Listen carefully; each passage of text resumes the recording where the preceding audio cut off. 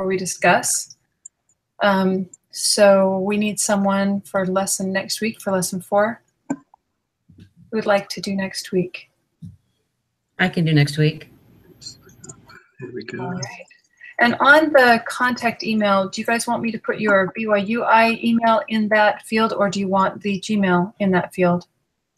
For me, do the BYUI. I hardly ever check my Gmail. Okay. Yeah, same email. BYU. Yeah, I'm fine with either. I'll go for BYUI just for simplicity's sake. Okay. Oops.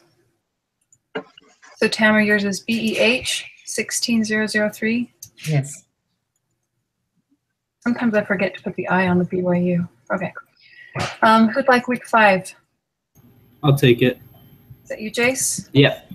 Okay.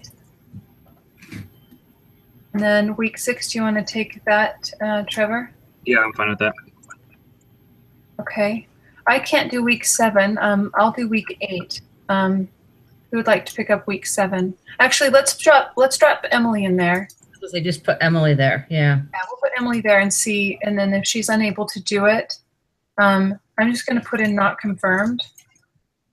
And who would like to be the? And we'll just. Someone might be able to do a backup because I think we have 1 extra. You can just put me down for a backup. I'm fine with that.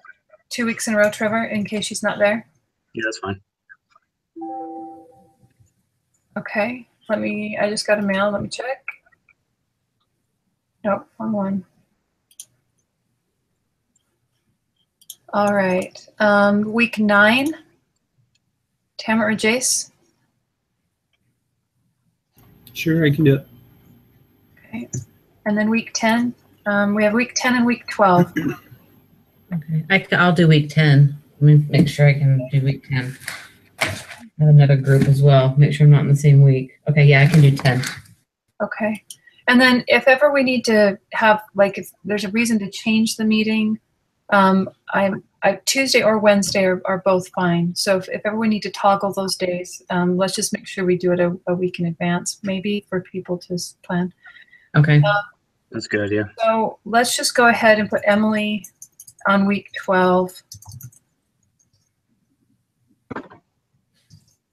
Not confirmed. And I think everybody has 2 at this point. Tamara, Jace, Trevor, you have tentatively 2. Yeah, I'm fine with you 4, 5, using me and do another one. We have 9, and I can pick up. I can put myself up for backup too. We'll just see how that goes. All right, I will get that sent to him after we finish today. Could you send that to everyone as well? I will. Yeah. Awesome. It's in my instructions. Oh, good. See your group. I'm trying to follow. There's a lot of instructions, and there's a lot of instructions. Yeah, I'm trying to, like, okay, now, and you know what? In the process of trying to figure everything out, I didn't even see the questions for the group discussion part. Well, not the. It's the questions for the post. Anyway, I don't. Anyway, I've read and I've prepared. I wrote up my case. How'd everybody do writing up their case? That was painful. It was hard. Oh my God. I did it late last night, so. Oh my God. Sorry, go ahead. I started on Thursday and just read through it and started reading through the questions and the rubric, and my head pretty much exploded on Saturday, and I gave up. Yeah, the rubric was quite involved. I wish I hadn't have read it on Thursday because it was in my brain all weekend. And then I know that probably helped me with the writing Monday and Tuesday and the prep, but like next time I'm just going to get done before Monday. I just don't want to think about it. Okay. Anyway, so I'm supposed to do a brief synopsis of the case. And so obviously Griffin's approached by a member of management with an immediate problem. She has seen some issues with York before, but she's kind of dismissed them, hoping that they're just isolated, but now it seems like they're not isolated and that it has escalated. So my question for you is, what is the issue? What stands out? Well, for me, York has a couple of his leadership styles that we talked about in week 1 or 2. His leadership styles are great at the very beginning when he was brought in to turn something around. So his coercive style was great at the very beginning. The problem is you can't keep that same style of leadership throughout the whole time, because then it just causes problems. There's lack of communication. He has lack of interpersonal skills. I mean, he's just kind of an arrogant little kid at the moment and knows what he's doing and sets high standards for himself and expects everybody else to follow him without giving anybody guidelines or setting goals for them as well. I kind of thought he seemed to do okay. He was innovative. He was working well as an assistant. He was working well with his manager, who might have, had his heels dug into kind of the status quo, and he really worked with him to convince him to do something different. And you just wonder, maybe being promoted, he felt like, oh, I've got to really step up now. So maybe he's just kind of overblown. He wants to, oh, I've got this great job. Well, now I really want to impress, and didn't work out very well. What do you guys think? I kind of took that aspect too. I kind of thought that he was a little bit, that perhaps he felt a little bit overwhelmed with his new promotion, because he's like a very competent individual in the company, and his passion has brought a lot. And so maybe he felt like he had to keep bringing that passion, that's what he was promoted for. And so I took it that York really just needed Griffin to let him know that he's just being a little bit overboard, and like Tamara was saying, that it's not a long-term way of leadership, that it's not sustainable to always maintain the passion and so being so aggressive, especially overstepping his bounds into the production team. That's why the production guy got mad, is because he overstepped his bounds a little bit. But I think you still have to maintain the fire somehow. So you can't just say, stop doing what you're doing. You have to have constructive criticism, let him know that he's doing wrong, but that to still keep the fire somehow. So I thought that was a tricky balance. Trevor, I have a question for you. Sure. What do you think the culture of the company is up to the point before he's promoted? What do you see the culture as, based on what we read? Based on what we read and what we know, I think that their culture is really tribal knowledge based. Things have been done for so long. I mean, we know that the company is 120 years old or something. Things have been done the same way for so long. I guess as far as the company culture, I just describe it as that. I describe the issue at hand as a company culture that has an issue with communication. Because in my write-up, I talked about how it wasn't just York that had a communication issue. It was both York, Shelburne, and Griffin in the way that they handled the outbursts, in a way that they handled the the brand managing meeting. Mm-hmm. The brand review meeting, that's what it was, where York had a really nasty outburst at Durham, and the fact that she never mentioned it even after the meeting was kind of a red flag for me. So I'd say that, yeah, it just kind of happened, That's a great point, because I hadn't thought about the tribal culture thing, but as you mentioned that, I think, okay, so they're kind of entrenched a little bit, but they're starting to change. They have to, right? So he's brought in this innovative stuff. He's really pushed the brand out. They're like, hey, we need this change. So maybe they're at the cusp of, okay, things have worked thus far, but we're at a cultural tipping point. We've got to shift some things in our culture, because I was thinking the same thing with the manager that came and talked to her. He's running up in the hall. He's like, you got to take care of this right now. He's not even waiting for her to talk. And she's like, oh, there's a problem, but I'm not sure what to do about it. So it's like, here's an opportunity for them to make some changes culturally that will benefit the company as a whole in the long term, but they're obviously going to run over a few bumps and hopefully not lose a talented employee in the process. Does anybody ever have any thoughts on culture? No, that's a good summary of kind of what I was getting at. Yeah, I would agree too. Yeah, I would too. Yeah, and I think we kind of covered the specific behaviors that were raising concern, and especially on not just York's part. you know, how the people are interacting with each other, the different managers, and even his team. You know, they said that the enthusiasm for the team wasn't there. They weren't really communicating with York. You know, and the crazy thing is he has no clue. He thinks he's doing awesome. Yeah, he does. Right. So one of the questions I thought, it says, what do you think are the guiding principles of Derby Food? We talked a little about the culture. Do you think they have guiding principles? If you think about how they've responded to needed change, or how they're responding now, if what guiding principles might the company have?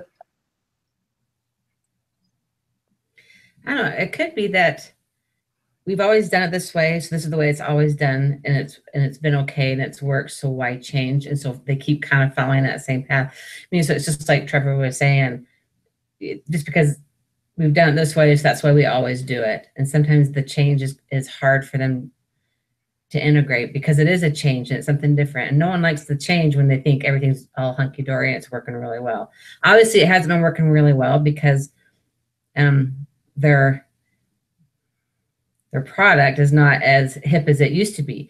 And so when York came in and he kind of threw a wrench in the works as far as what they're used to, and it re-energized the brand, then all of a sudden everybody's just kind of feeling a little uncomfortable with the change that's coming and not quite sure how to handle it. Especially because he amped things up, thinking, oh, they want me to amp things up. I'm like, wait, back up. Anyone else have any thoughts on that?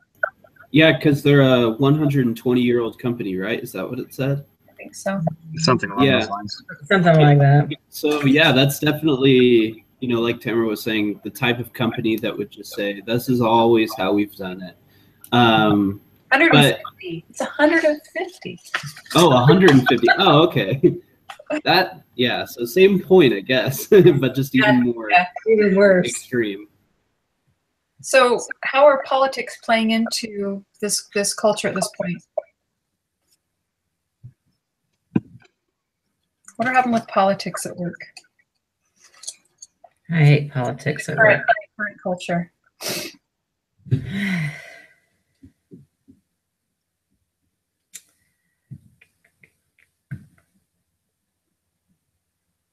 So politics, that would mean like each brand manager pushing their own agenda, sort of thing. Like who's on whose side, you know? Yeah. Like the one I forget his name, starts with an S. Shelburne, you know? Oh yeah. He needs her on his side, and York's coming in to explain why he should be on her side. You know? Yeah. Drawing sides, you know, whose team is the best. I don't know. So I kind of saw that the most beneficial action plan for Griffin would be to get Shelburne, if he still has bitter feelings, to get Shelburne in with York in a private meeting to handle private constructive criticism. Because I thought if Griffin was the mediator between them, and if she framed it as, we need to make sure that the company has long-term success during this X Games project, then it wouldn't be such like a, well, your character's bad or your actions are bad and you should feel bad. It brings it more into, it's harming the company. We all want to do what's best for the company. And so I think that would be the best way to handle the politics, is what I saw for the action plan. If Shelburne's still bitter about it, you know. Any other thoughts? I guess for me, I really hadn't thought about the political aspect of it. I was focusing mostly on the communication side of things and what they can do to kind of solve that issue. I don't remember anything in particular that would lead me to believe that there's a lot of politics going on in the company, because I could tell through the reading that almost all the managers had a vested interest in the company and wanted to see it succeed in one way or another. So I don't know if politics plays that much of a role. Do you think it's about to? Do you think the potential, because of the conflict, is there? Do you, you know, like when you were talking about the tribal thing, you just see this kind of little tipping point where if change is coming, change often creates sides. You know, this group is going to say, well, we got to do this way. And, you know, there's definitely, when you lose that consistency or that one page, you know, we're on the same page kind of feeling that that's what, when I was thinking about because I didn't really see a lot of the politics, but they definitely are about to develop, it seems. Yeah, to me, I did notice that if these communication issues weren't resolved, then the company would end up becoming very political. It would start to disintegrate from an organizational standpoint, and it would probably end up collapsing in the long term. So I guess politics would play a role in that sense as well. So what do you think Mary's role is? What do you think her responsibility here is in establishing culture from the point that they're at right now? They've got to fix something, and it's got to develop into culture. They've got to develop something to keep things stable, keep people on the same page. What's her job? I think her job is to set forth the policies and procedures to take care of problems. I mean, York obviously overstepped his bounds in going and yelling at the production staff. That's not his place. He should have gone and talked to Shelburne, because that was Shelburne's area. And so it's manager talking to manager, peer to peer, making sure that everybody is communicating and they're on the same page and understanding that, and then allow Shelburne to take care of the production staff, because that's what he's supposed to do. I mean, so there has to be a clear line of communication, a clear line of authority, so that people know who they're supposed to go to, who they're supposed to talk to, so that they don't have incidents like York did, going down the production floor and yelling at everybody, because that's not going to accomplish anything. It's just going to cause bad feelings and resentment and contention.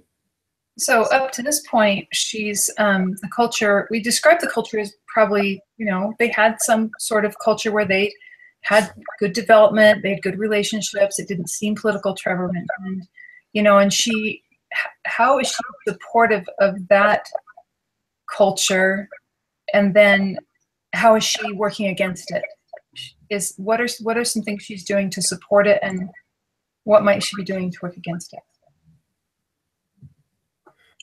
Well, a couple of my thoughts with Griffin's, I guess, behavior, and I guess behavior would be a good way to put it, was that, what did I write? Sorry, I've got two screens here.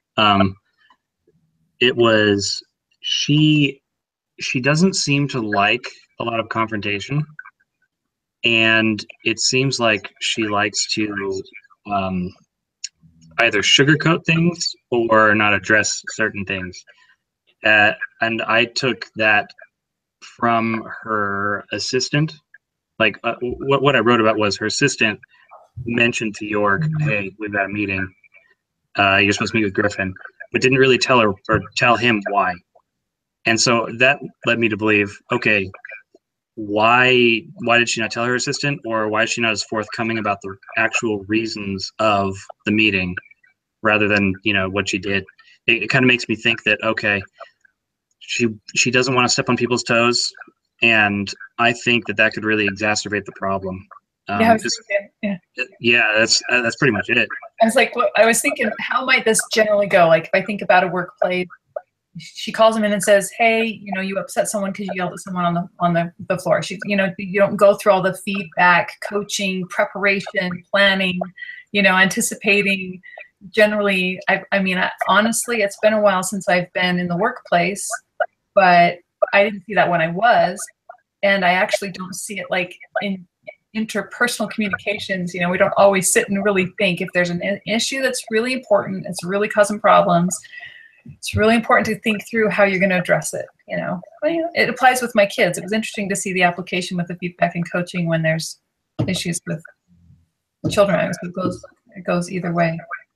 Mm-hmm. So what do you think she should do at this point? What were some good steps for her to take to help things improve?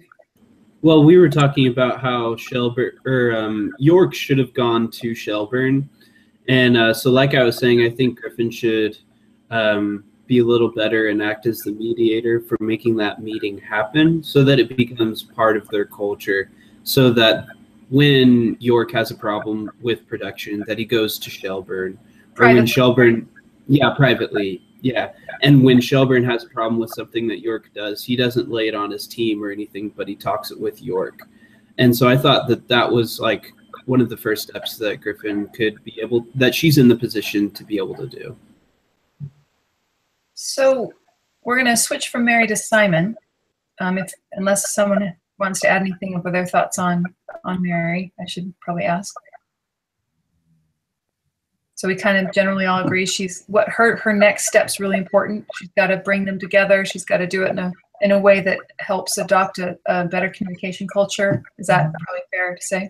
Yes. Yeah, I'd say so. So the same question with Simon. How is York supporting the culture? You know, what is he actually doing to support? And then what is he doing against the culture? So how is he actually supporting it? What things is he doing? What things is he doing well?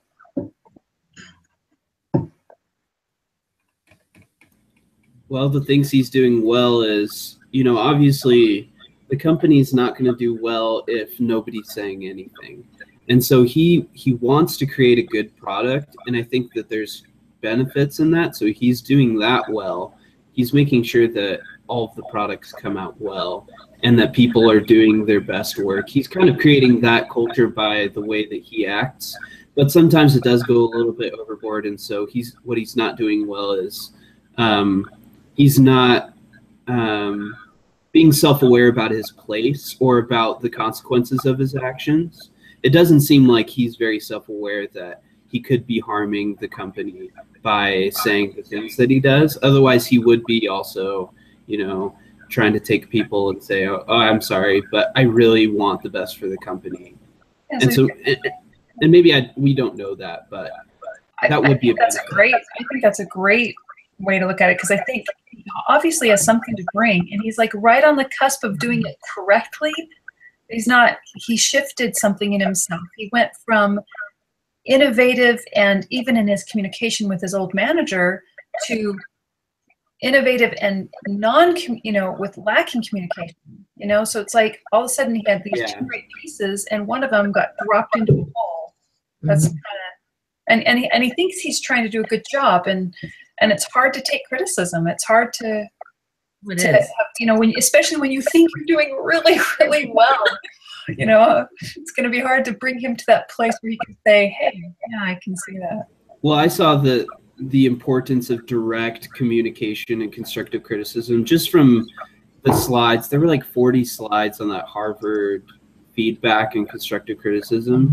And I thought that was really, really good. Like, I did not notice, I haven't realized the importance of giving constructive criticism in that way. Like, it solves so many things. Like the Speed of Trust book that we're reading, I think it goes along well with it. So I like part of the feedback I liked was identifying the issue and directing it to, okay, this is the issue and this is its effect, but we're not describing who you are.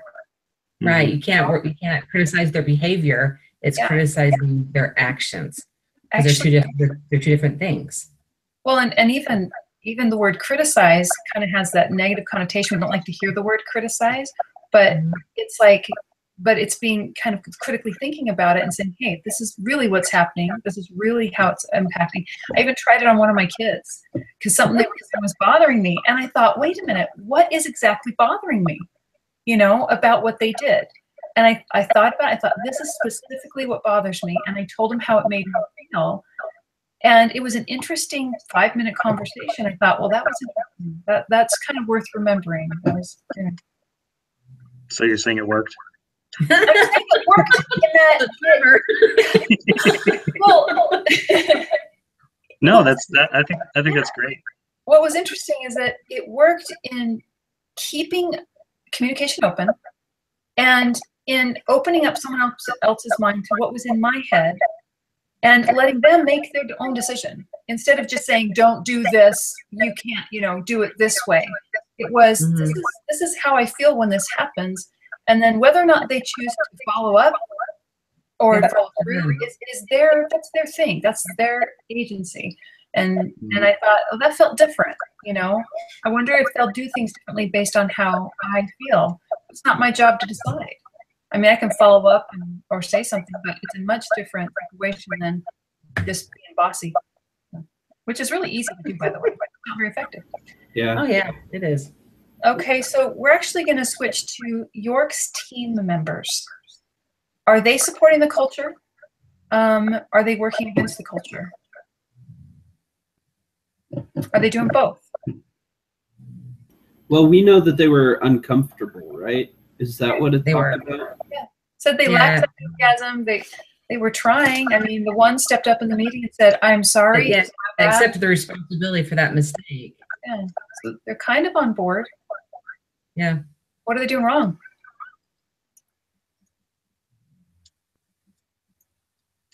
I think in this instance, we don't know much about York's team except for the exchange they had during the brand review meeting. It seems to me that they're more of the being acted upon group rather than acting for themselves. Yeah, I would agree. But you know, I thought it was a good idea that I think Durham was his name, that he apologized for the mistake, and that, I guess that's a really proactive way to approach it. But he was really just shot down for doing that. I mean, like, I'm talking like he just was taken out, blindsided, and he probably wouldn't do that again because of what happened. Yeah, interesting. I hadn't thought of that. I was like, okay, I'm never speaking up again. That's like, interesting. never mind. He did a great mistake. Yeah, he actually did a great thing. Is that the kind of atmosphere that York is bringing to his team now, where they're too afraid to say something because they are now? Yeah, you know, and then because they're uncomfortable with the way he's leading and directing their team, and so they can't say anything because for fear of being shot down, like Trevor said, or being completely embarrassed in front of other people. Who wants to be in who wants to do that? I would keep my mouth shut. Well, it's one thing to have to deal with it in private. You know, when you have a boss, you know, tell you how you screwed up in private, it's a whole other thing to do it in front of everybody.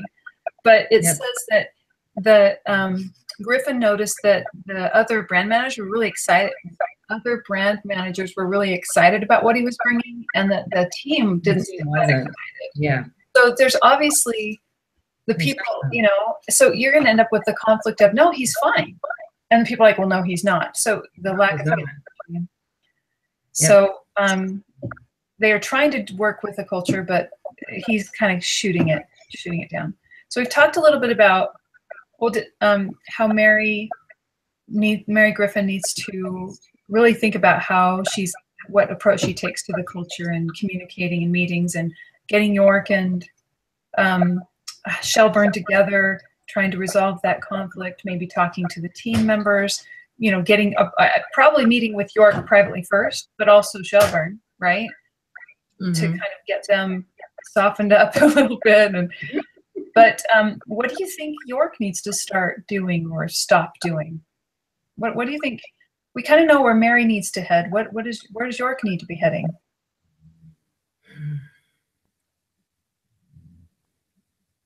I guess I didn't really think of much of that. I kind of saw him as the person that needed to be talked to. But I guess there's always the right way and the wrong way to accept constructive criticism. And it's really, really difficult to accept constructive criticism, especially if it's true. I know that personally for me, even if it is true, or even if I know it's true, I know it's hard for me to accept it.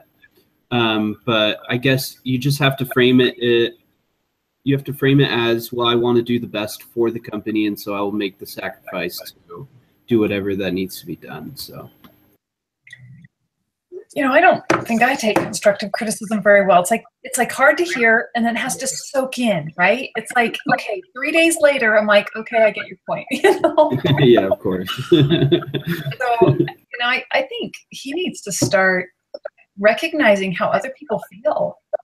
Mm-hmm. You know, he's got to be able to gauge that his team is unhappy, and then ask himself why, and then look at internally and say, am I playing a role? You know, yep. That's what you always have to look inside first. It's never someone else's problem. You have to take it, like you were saying, you have to take that internal look at yourself and say, what can I do to change the way I'm doing things so that it can affect change in somebody else? Because you're never going to change anybody else. And that's just the way it is. You can only change yourself. it wouldn't hurt for him to anticipate maybe a different response in the meeting other than "You're awesome. What else should we do?" You know. Yeah, he needs to read The Speed of Trust. That's what he Yes. I actually wrote that the entire company would do well with a third party coming in and having a communications workshop Yep. about how you should communicate. Interesting. Yeah, Leadership training. Yep.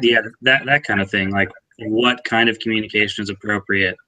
You know, how you should reprimand people, how you should praise people, that kind of thing. Role play. Because, Right? yeah, and role playing is a part of it, because I don't think York is very self-aware of his situation. He's not. Like he just, I mean, that's just what it is. And Yeah, and if everybody takes the leadership, if they say, "Hey, we're going to start this," then it's not like York's the problem. You know, Right. York's the only, because he's not the only person with a problem. The team isn't communicating. Mary Griffin's ignoring stuff. Shelburn's, you know, throwing a fit in the hallway. There's obviously stuff they got to do. Things going on. Yeah. So what about the team? What should they start doing? What's a good starting point for his team at this point? What could they do? Is there something they should stop doing? So this is for York's team? Yeah. Yeah.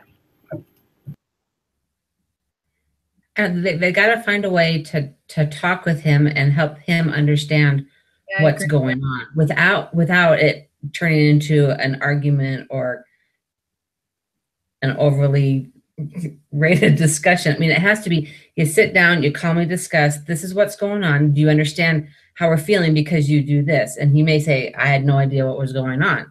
Well, this is what, when you say this is how we feel. It's just like you were saying, Michelle, it's that constructive criticism thing where you have to sit down and calmly talk about it. You start feeling angry, then you're done. Do you think they go to him first? Do you think they hop over him and go to Mary Griffin and say, I think they hop over. Yeah. Because they don't want to deal. They don't want to deal with that.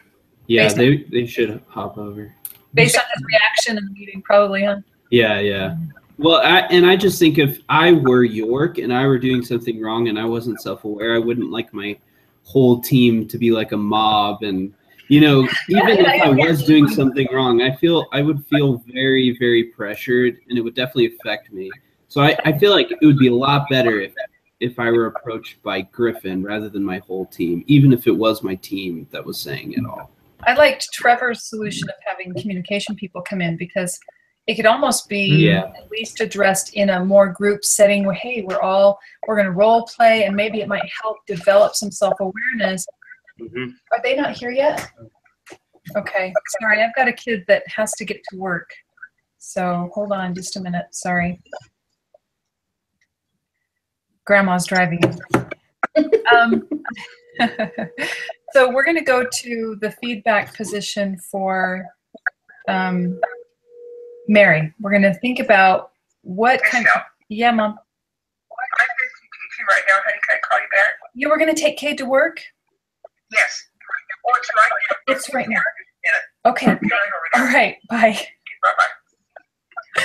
She's visiting teaching, and she's going to be here in just a minute. Okay. Sorry for the interruption. So the feedback presentation. Do you guys remember some of the steps? Right there? Oh, do you guys remember what is going on with my? Hey, Kate, she's on her. Okay. So what? Where does she start? How does she approach her discussion with York? Her private discussion. She starts by praising him. He has done some very good things. I mean, he's turned that brand around. He was able to go and get the X Games to help sponsor, to help ramp up production. So he's done some very good things as far as that goes. And so that's how you start it. This is great. You're doing this well. You're doing this well. I like how this is going. I like this direction. And then just say, but I'm not sure if you're aware that A, B, C, D, E, F, G, whatever it has to be. But you always start off with how well you're doing, and then you kind of ease your way into these are things that need to be worked on. Yeah, I like that a lot. I got that from the Harvard feedback slide where I like the way they put it, where it says, catch them doing the right thing. And tell him. Yeah, because who knows if anybody's really praised York yet, and maybe he feels like his ideas are undervalued because he hasn't been validated in that way. And so I think starting it off like that would be really, really helpful. Yep. I definitely agree. I was thinking that she could talk to him about, wow, we really appreciate what you brought. What are your thoughts about how you're doing in your position as brand manager? Because then he gets to share, hey, I did this on the production floor, and I did this, and I called on this, and whatever. It gives her a kind of, what's his state of mind? Because, is he coming into the meeting wondering, ooh, I blew up on the floor, and she's probably concerned about it, or is he coming into the meeting completely clueless because she really doesn't know his state of mind? And probably, as far as the feedback and coaching PowerPoint, she probably ought to prepare for both scenarios. Is he self-aware or not? And then once you know, how do I approach the issues? And I don't think he's aware, because in that last paragraph where the assistant called and he was saying, oh, this is cool because now I can take the opportunity in this meeting to explain to her about the things that I want to do. I mean, so I think he knows what this meeting is really all about, because there's no clear communication at the very beginning. Anybody else have any thoughts on how this meeting should go as it relates to our feedback and coaching PowerPoint? Do you guys remember the steps? I had them written down. I don't think I do. What is it? Being direct, identifying the specific behavior, and stating the impact of the behavior. Were you talking about those steps, or was that something else? I don't know. Let me look at where. Oh, I'm on the wrong week of notes. Smart. Because I know that there was a lot of emphasis placed on the presentation of the actions. It's kind of like a marketing thing. It's the packaging of delivering your grievances to to whoever it is that offended you or whatever happened. It's all about the presentation of it, because if you present it in the wrong way, then it'll never take hold. That person will never internalize it. So the first step was describe the behavior. So how might Mary describe his behavior on the production floor? How can she specifically describe just that behavior? Without calling him out, without, describing him. What's something she can say? I mean, it's hard. It's kind of hard, right? Kind of hard to. How do I? Hey, when you went on the floor, you did what? How do we describe you? Because if you say you yelled, his perception might be that he didn't yell. You know what I mean? So, what was his behavior on the production floor? And I'll just point out this is, I'm having a hard time. I actually have been through my notes, and I've written some stuff down to prepare for the meeting as the group leader, and I find it's not that easy to describe the behavior. And can't describe the behavior. I mean, it's easier to explain the impact, right? I can say these people were a little shocked by your behavior. They felt uncomfortable is probably a better, more descriptive word.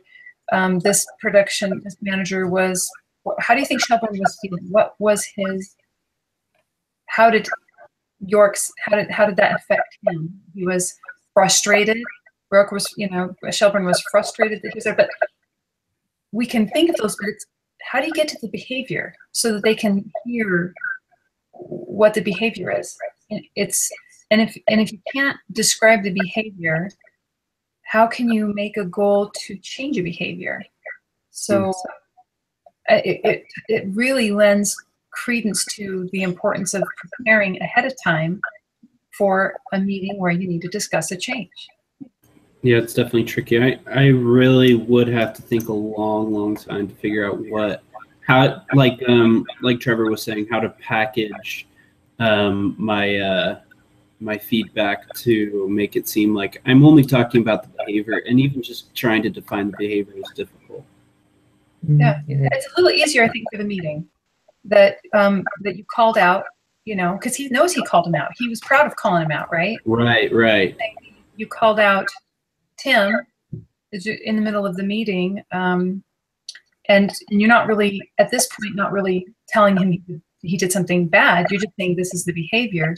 But then when you explain the impact, you can say it was a bit of an interruption and it kind of focused on the mistake instead of the production of the meeting. Tim was uncomfortable, and then, then he's in a place where, oh, maybe my behavior impacted the meeting negatively, and then maybe you can get him down the road of, okay, fine, you pointed out a mistake, but he took it way far. I mean, he went way past.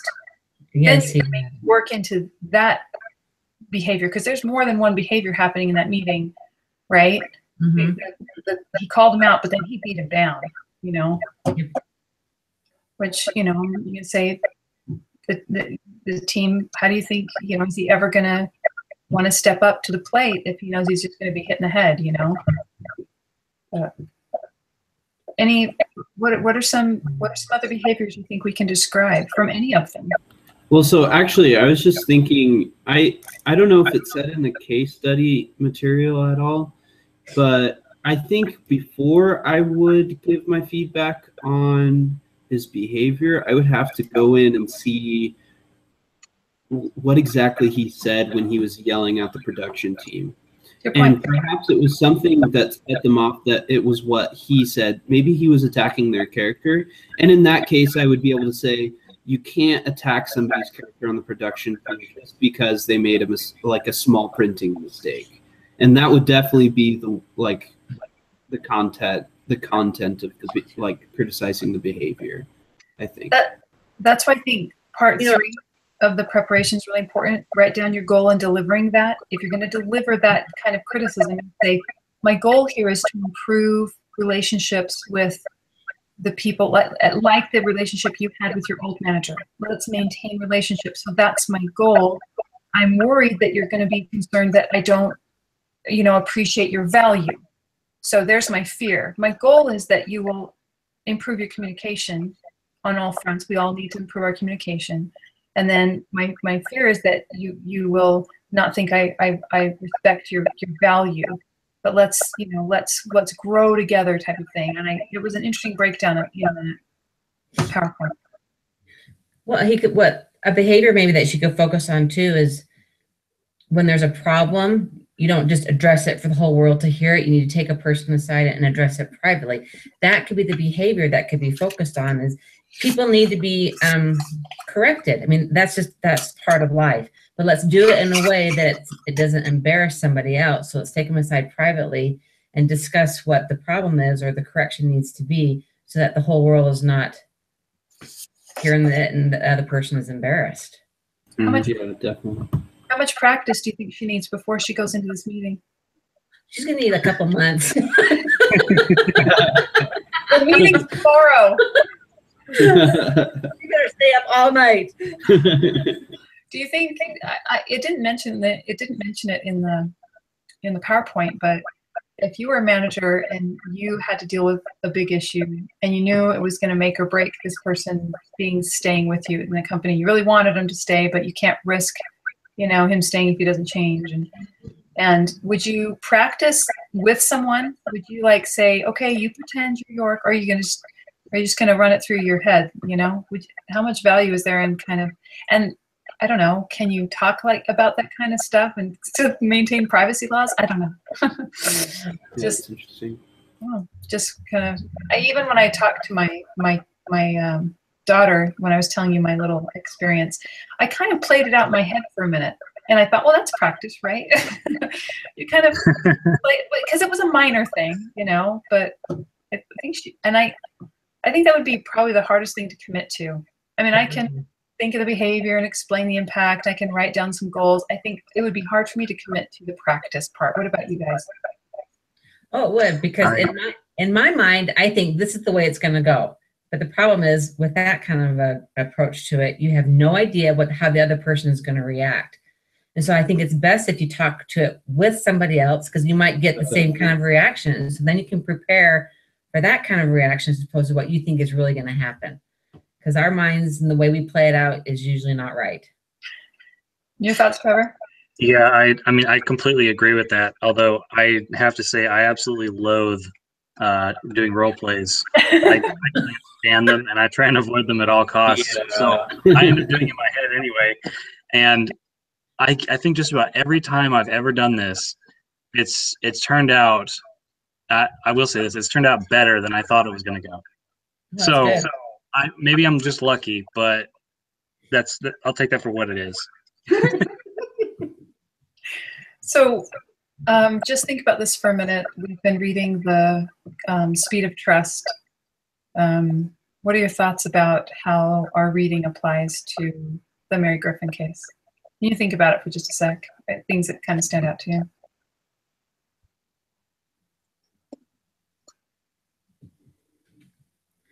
I think the biggest thing is one of the things that he was talking about was having integrity for yourself. When you commit to something, then you follow through with it. Because if you can't commit to following through what you set for yourself, how can you expect someone else to commit to something that you've asked them to do? I mean, so it kind of all starts with you. And she's, like we've talked about, she's kind of one that hems and haws, and I'm not sure if I really want to do this, not quite sure how to approach this. And so that kind of an attitude is actually going to come across in the meeting as how to handle this. And York may actually take advantage of that because he does have a little bit stronger personality, and the meeting may not go exactly the way she thinks it should go. Well, I think reading the case, you realize there's a lot of breakdown of trust happening, and it's happening fast. The production manager for York, you know, if Mary doesn't follow through with Shelburne, how's that going to break down? His team members are losing trust. I mean, if you want to talk about the speed of trust, I think we can also talk about the speed of the breakdown of trust. I mean, it's collapsing hard and fast. Mm-hmm. Well, and the one that really resonated with me was the quote that says, as you go to work each day, your main job is to build trust, or something like along those lines. And so if Griffin goes into the situation in that way, then even though she seems like a busy manager, she'll be prioritizing the right things by trying to build trust among her company, and she'll be able to justify taking time to do it. Because I think you're right. I think the breakdown of trust is happening really fast, and she needs to realize that. So I think that's something that I personally realized, is that sometimes trust is more important than getting another job done. And I think that reminds me of what what President Monson says, where don't let a problem to be solved get in front of somebody to be loved, or something like that. And I think that goes along with the trust aspect of it too. Thanks. That's a good point. So some of the things that stand out to me as far as a summary to what this case has taught us is the importance of taking care of things, you know, right away, not letting things fester, looking at the trust issue, recognizing the value of it. I love what you said, Jace, about putting people out there first and saying, hey, let's maintain this trust level. Let's find out what's broken and let's get it. Let's fix it, especially with this team. Mm-hmm. And also the value of that feedback workshop. That it sounds like, oh, there's a lot of steps, and I don't know that I have time to go through all those steps, especially like, okay, there's something blew up, it's got to be dealt with in the next 24 hours. Do I have time to sit and really think through? Oh, I got to describe the behavior. You know, I've got to explain the levels of impact. Do I need to break down the behavior into smaller behaviors so I can describe the different levels of impact? You know, what is my goal? You know, you think, oh, I just got to write down my goal for the meeting. Well, what is my motivation?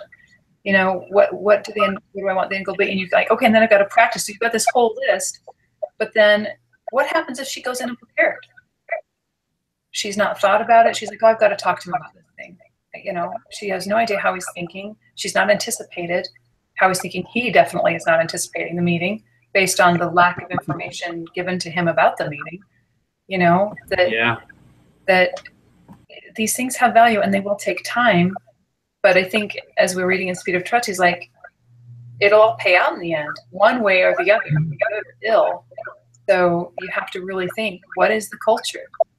What culture do I want to build? And the interesting aspect has been for me that it's all applicable to the management of my family.